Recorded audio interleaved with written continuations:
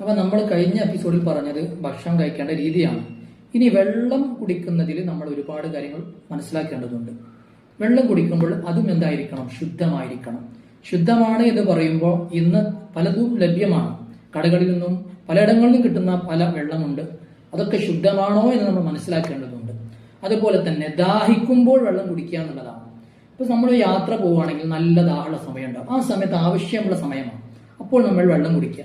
അല്ലാതെ ഒന്ന് കാണുമ്പോൾ അത് കുടിക്കണം, മറ്റൊന്ന് കാണുമ്പോൾ അത് കുടിക്കണം എന്ന ഒരു ചിന്ത ഒഴിവാക്കിയിട്ട് ദാഹമുണ്ടോ വെള്ളം കുടിക്കുക, ദാഹം ശമിച്ചാൽ വെള്ളം കൂടി നിർത്തുക എന്നുള്ളതാണ്.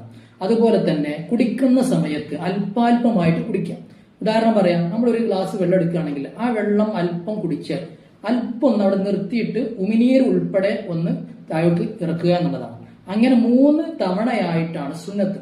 ആ കാര്യം നിങ്ങൾ വളരെയധികം ശ്രദ്ധിക്കപ്പെടേണ്ടതുണ്ട്. പലരും ചോദിക്കാറുണ്ട്, ഏത് വെള്ളമാണ് ഉത്തമം? ഏറ്റവും നല്ലത് പച്ചവെള്ളമാണ്, കിണറിലെ വെള്ളമാണ്, അത് ശുദ്ധമായ വെള്ളമാണ്, മാൻ തുഹൂറാണ്.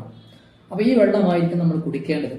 പലരും ചൂടുവെള്ളം കുടിക്കാൻ പറ്റുമോ എന്ന് ചോദിക്കുന്നുണ്ട്. ഏറ്റവും നല്ലത് പച്ചവെള്ളമാണ് എന്ന് നമ്മൾ മനസ്സിലാക്കുക.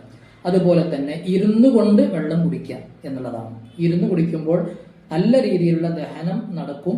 ഗ്യാസ് സംബന്ധമായ പ്രശ്നങ്ങളിൽ നിന്ന് രക്ഷപ്പെടാനും സാധിക്കുകയും ചെയ്യും.